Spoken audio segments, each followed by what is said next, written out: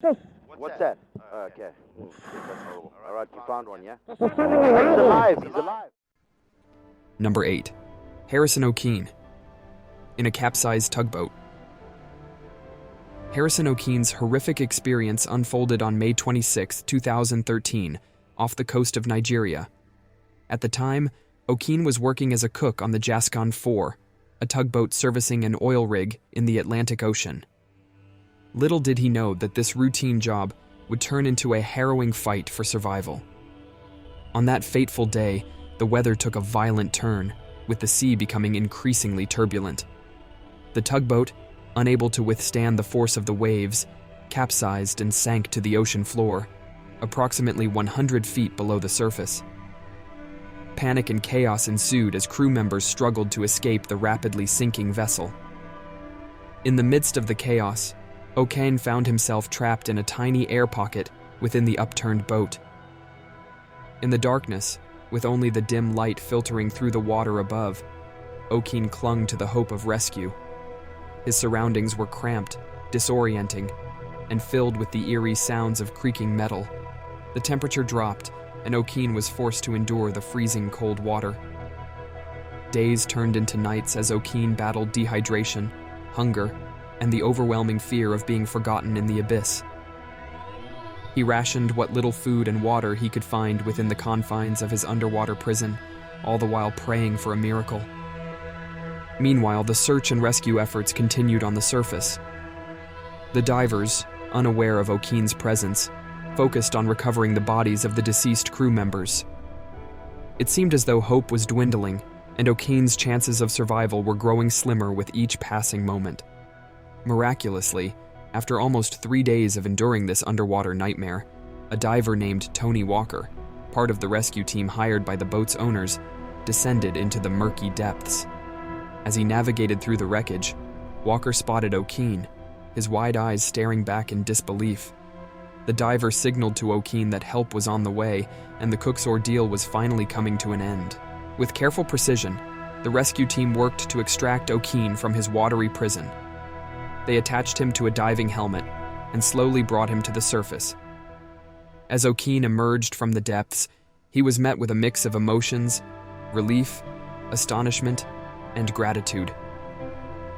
His remarkable story of survival against all odds captivated the world, showcasing the strength of the human spirit in the face of unimaginable adversity.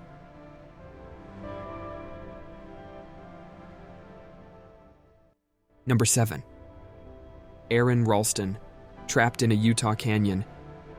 Aron Ralston's harrowing tale of survival unfolded in the remote canyons of southeastern Utah in April 2003. An avid outdoorsman, Ralston set out alone on a weekend excursion to Blue John Canyon. Little did he know that this adventure would become a life-altering ordeal.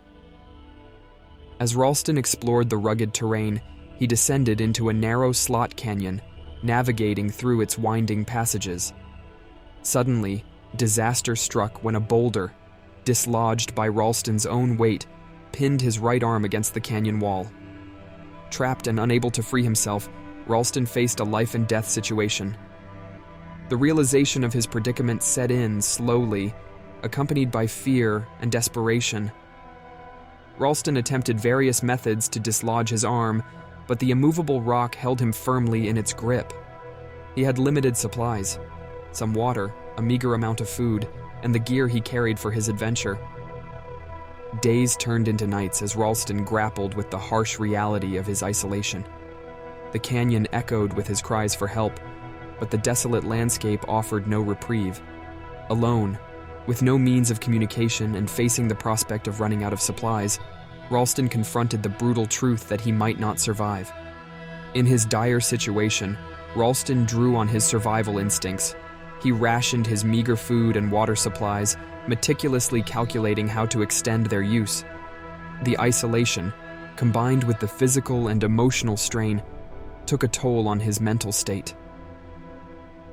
Ralston faced moments of despair and reflection, contemplating the choices that had led him to this unforgiving predicament. As the days wore on, Ralston knew he needed to take drastic measures to survive. With a limited toolkit, He attempted to break the bones in his trapped arm, hoping to free himself. The excruciating pain he endured during this self-amputation was a testament to his sheer determination to escape the canyon. After successfully severing his own arm, Ralston faced a new set of challenges. Weakened and bloodied, he summoned the strength to rappel down a 65-foot rock wall and hike several miles to find help. His ordeal finally came to an end when he encountered a family on a hiking trip.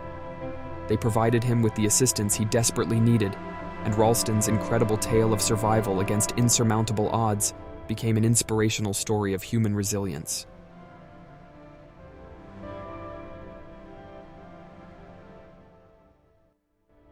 Number 6. Roy Sullivan Lightning Man. Roy Sullivan, a man whose life became an extraordinary testament to both luck and misfortune, was born on February 7, 1912, in Greene County, Virginia. Little did he know that his life would be marked by a series of bizarre and tragic events involving lightning strikes. Sullivan started his career as a ranger in Shenandoah National Park, Virginia, in the 1930s. It was during his early years on the job that he experienced his first lightning strike.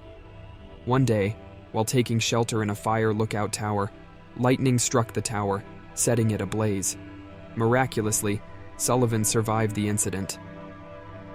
As the years went by, Sullivan's encounters with lightning continued, earning him the nickname, the Human Lightning Rod. In 1942, lightning struck him for the second time. He was in his truck at the time, and the bolt hit him through the window, injuring him but not proving fatal. Remarkably, Sullivan's life became a series of lightning-related events. In 1969, he was struck for the third time while working at a ranger station. The lightning set his hair on fire and left him with burns. The fourth lightning strike occurred in 1970 when Sullivan was patrolling a park. He saw a storm brewing and tried to outrun it, but the lightning caught up with him. This time, it left him with chest and stomach burns. In 1972, the fifth lightning strike took place, striking Sullivan while he was inside his truck. The lightning knocked him unconscious and burned his eyebrows and eyelashes.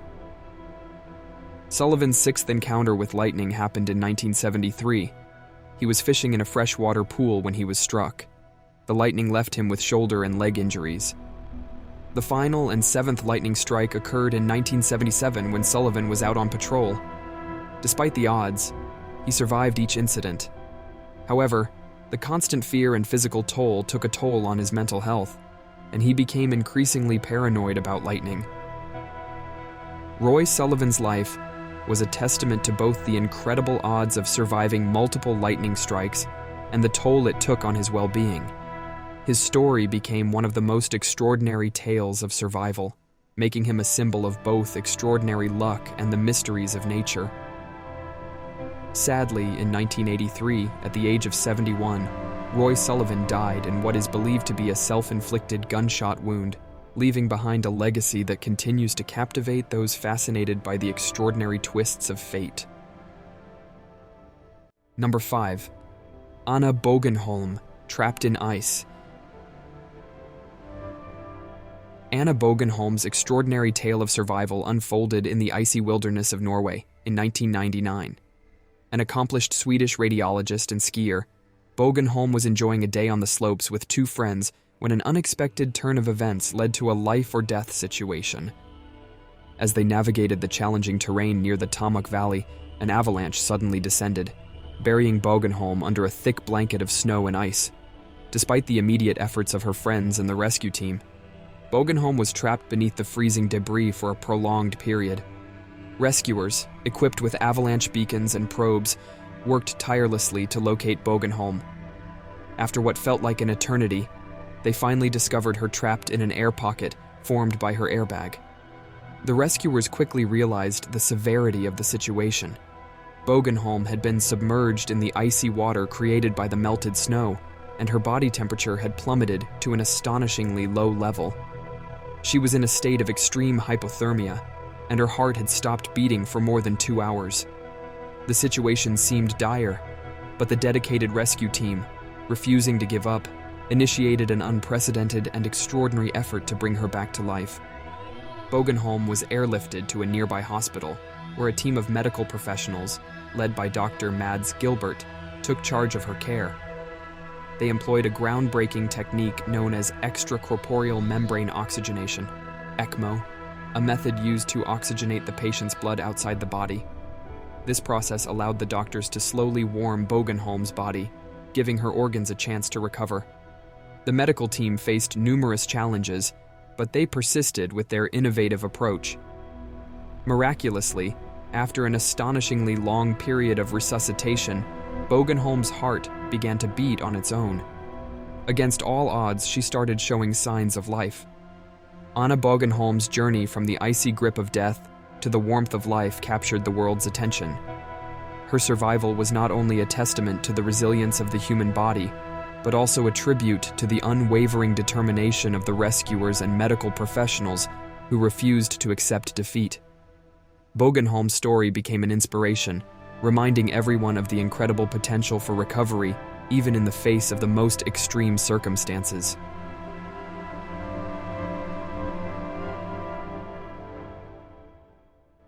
Number 4. Mauro Prosperi, lost in a sandstorm. Mauro Prosperi's extraordinary tale of survival began during the 1994 Marathon des Sables, a grueling 6-day ultramarathon across the Sahara Desert in Morocco. Prosperi, an experienced Italian police officer and accomplished marathon runner, embarked on this challenging adventure with determination and a spirit of adventure. The race started under the scorching desert sun, with competitors facing extreme temperatures, shifting sand dunes, and vast, unforgiving landscapes. However, on the 4th day of the race, a sudden and unexpected sandstorm struck, quickly escalating into a full-blown tempest of blinding sand and howling winds. The competitors found themselves disoriented, with limited visibility and the danger of losing their way in the vast and hostile desert. Amidst the chaos of the storm, Prosperi lost his bearings and strayed far off course. Despite his best efforts, he became separated from the other runners, finding himself alone and lost in the vastness of the Sahara. With limited supplies, Prosperi faced the daunting challenge of survival in one of the most inhospitable environments on Earth. Realizing the severity of his situation, Prosperi made the difficult decision to drink his own urine to stay hydrated. He fashioned makeshift shelter from his sleeping bag to protect himself from the harsh desert conditions. As the days passed, Prosperi's supplies dwindled, and he knew he had to find help before it was too late. Desperate and determined, Prosperi began to walk in a direction he believed would lead him to civilization. Miraculously, he stumbled upon an abandoned Muslim shrine, where he found shelter and a meager supply of dates to sustain him. He rationed his remaining supplies and continued his journey through the unforgiving desert, battling dehydration and exhaustion. After wandering for almost 10 days, Prosperi encountered a nomadic family who provided him with much-needed assistance. They gave him food, water, and contact with the outside world. Eventually, a search and rescue team was dispatched to locate Prosperi, who had covered an astonishing distance during his ordeal. His miraculous survival captured the world's attention, turning Mauro Prosperi into a symbol of resilience and tenacity. Number 3. Vesna Vulović fell out of an airplane. Vesna Vulovic's extraordinary story begins on January 26, 1972, when she was a 22-year-old flight attendant for Yugoslav Airlines.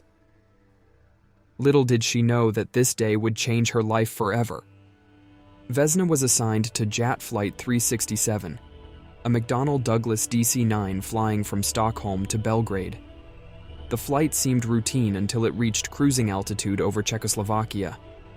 Suddenly, a bomb exploded in the cargo hold, tearing the plane apart at 33,000 feet. The explosion caused the aircraft to disintegrate, and the passengers and crew were thrown into the frigid skies. Miraculously, Vesna Vulović survived the mid-air explosion. She found herself still strapped to her seat, plummeting towards the ground in the midst of the wreckage. The fuselage with Vesna inside fell through the sky, spiraling out of control. As fate would have it, Vesna's seatbelt and a catering cart she was pinned against somehow absorbed the impact of the fall. The wreckage crashed into a snow-covered mountain near the Czech village of Srpska Kamenica. Vesna awoke amid the wreckage, surrounded by chaos and devastation. She had miraculously survived a fall from an altitude that should have been unsurvivable. The details of how she survived remain a mystery, but her tenacity and sheer luck played a significant role. Rescue teams arrived at the crash site and were stunned to find a survivor. Vesna Vulović, with a fractured skull, 2 broken legs, and other injuries, was the sole survivor of Flight 367. The media dubbed her the Miracle Girl, or the woman who fell from the sky. Despite the physical and emotional challenges, Vesna Vulović went on to live a remarkable life.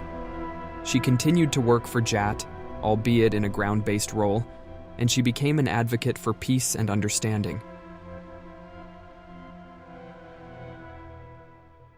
Number 2. Hugh Glass, surviving a bear attack. Hugh Glass's story is one of survival against all odds and has been the stuff of legend for centuries. Born in Pennsylvania in the late 18th century, Glass was a frontiersman and fur trapper known for his skills in the wilderness. His most famous and harrowing experience occurred during an expedition in 1823. The journey took Glass and his fellow trappers through the uncharted wilderness of the upper Missouri River.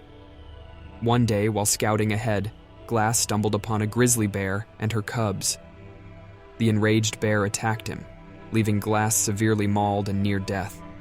His injuries were so extensive that the expedition's leader, Captain Andrew Henry, believed Glass would not survive.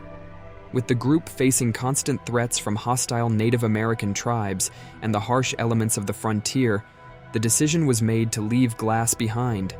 2 men, John Fitzgerald and a young Jim Bridger, were tasked with staying behind to care for Glass until he passed away.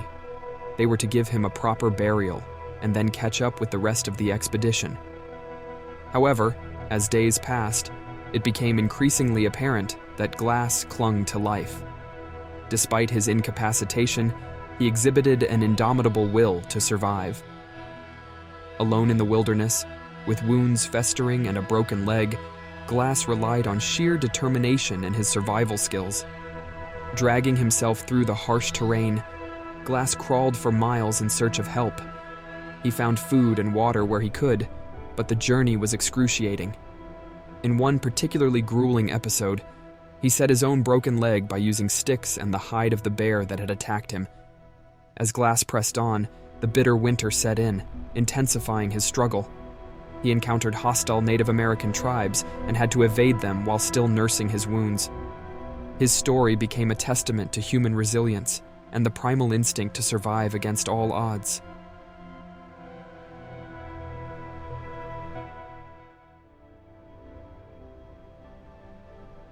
Number 1. Frane Selak, an immortal man. Frane Selak's life could easily be mistaken for a series of unbelievable events straight out of a Hollywood script. Born in Croatia in 1929, Selak gained international fame as the world's luckiest and unluckiest man due to a string of extraordinary events that defied probability. Selak's first brush with death occurred in 1962 when a train he was on derailed and plunged into an icy river. Miraculously, he managed to swim to safety, and despite suffering minor injuries, he was one of the few survivors. Several years later, in 1963, Selak was on a plane traveling from Zagreb to Rijeka. The plane experienced engine failure and crashed into a field. Again, Selak miraculously survived, this time with only minor injuries. His luck seemed to turn around momentarily in 1966 when he purchased a lottery ticket and won a substantial amount of money. Despite the odds stacked against him, Selak continued to live a relatively normal life until 1970. In 1970, while driving, his car caught fire due to a malfunction. Selak managed to escape just before the fuel tank exploded, engulfing the car in flames. The following year, He narrowly avoided another disaster when he was sucked out of a malfunctioning plane door during takeoff. He fell to the ground and landed in a haystack, suffering only minor injuries. Selak's incredible story continued into the 1990s. In 1995, he was hit by a bus in Zagreb, but survived with only minor injuries. A year later, he narrowly avoided a head-on collision with a United Nations truck on a mountain road. In a surprising twist, Selak decided to test his luck in a different way. In 2003, he sold his story and the rights to his life experiences to a British documentary filmmaker. With the money he earned, Selak fulfilled a lifelong dream of traveling the world. Despite the tragedies he faced, Frane Selak's story is one of resilience and a testament to the unpredictable nature of life. His ability to survive seemingly insurmountable odds earned him the nickname, the world's luckiest unlucky man, leaving people around the globe both fascinated and inspired by the twists and turns of his extraordinary life.